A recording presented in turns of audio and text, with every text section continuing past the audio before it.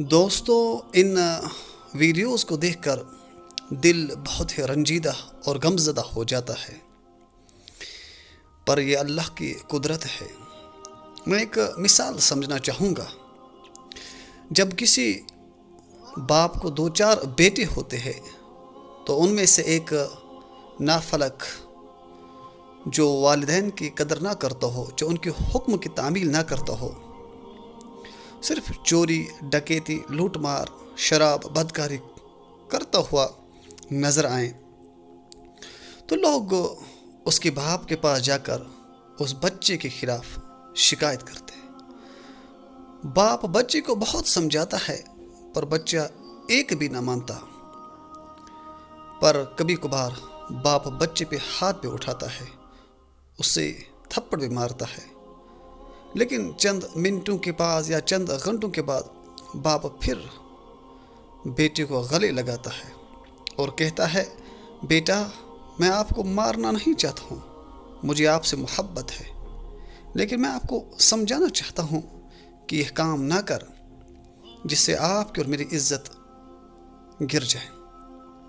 دوستو، بالکل رب ذوالجلال اپنے بندوں سے بے انتہا محبت کرتا ہے، اور اللہ یہ نہیں چاہتا کہ میرے بندے مسائل اور مصیبت میں گرفتار ہو جائیں، پریشانی میں مبتلا ہو جائیں۔ جب انسان اللہ کے حکم کے خلاف جاتا ہے، نبی پاک صلی اللہ علیہ وسلم کے احکاموں کے خلاف جاتا ہے،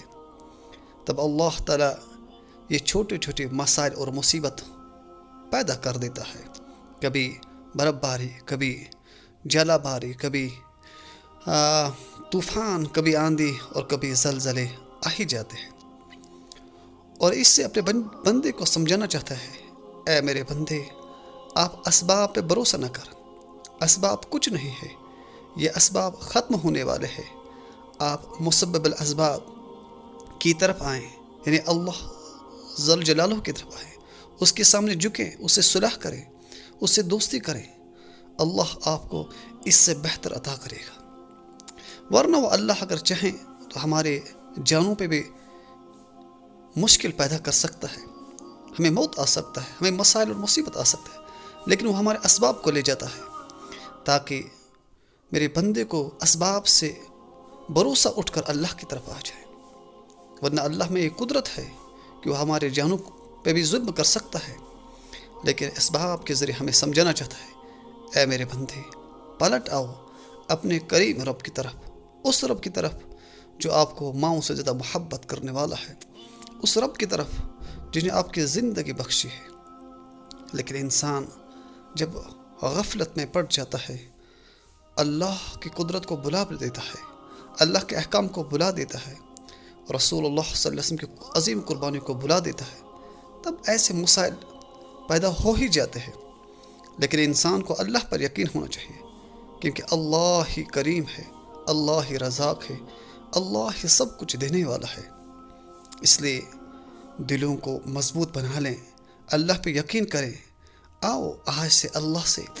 ایسا رشتہ جوڑیں کہ ہر مصیبت ٹل جائیں اور ہر غم خوشی میں بدل جائیں۔ ورنہ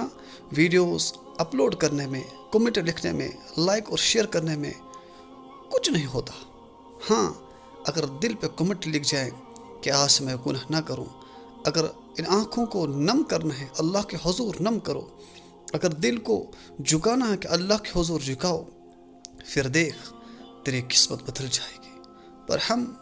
یہ سب منظر دیکھ کر بھی اللہ سے دوری اختیار کر لیتے ہیں، اللہ کی طرف نہیں آتے۔ دراصل اللہ تعالیٰ ان چیزوں سے یہی ہمیں سمجھانا چاہتا ہے، اے بندے، یہ چیزیں عارضی ہے، ان سے کچھ ہونے والا نہیں، یہ فنا ہونے والے ہیں۔ آپ ابداً ابدا، آپ حی القیوم، آپ ماؤں سے زیادہ محبت کرنے والے رب کی طرف آئیں جس نے آپ کو زندگی دی اور آپ کو ایک بہترین جنت عطا کرنے والا ہے۔ اگر آپ گناہوں کی اس لوہ لنگر میں، مسائلوں میں الجھے لگے ہو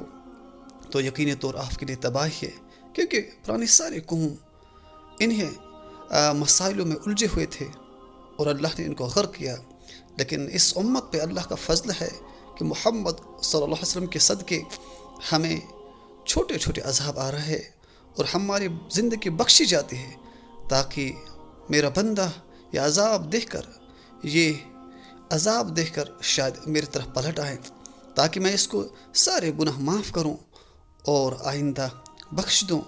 اگر یہ مجھ سے جڑ جائیں، میں اس سے بہتر خزانے اس کو عطا کروں۔ اے میرے دوستو، آؤ رب سے رشتہ جوڑیں، رب کے سامنے جھکیں، رب سے اپنے حالات کہیں، رب کے سامنے اپنے گناہوں کا اعتراف کریں اور اس سے معافی مانگ لیں۔ وہ یقینی طور معاف کرنے والا ہے اور یقینی طور آپ کو معاف کرے گا بھی، اور آئندہ آپ کو خوشی، عزت اور خوشحال زندگی عطا کرے۔ بس کمی آپ اور مجھ میں ہے، ورنہ رب تو کریم ہے، وہ آپ کے اور میرے انتظار میں ہے۔ کب آئیں میں اپنے رحمت کے دروازے اس کے لیے کھول لوں۔ آؤ آج سے رب سے صحیح معنوں میں رشتہ جوڑیں تاکہ ہماری دنیا و آخرت سنور جائیں۔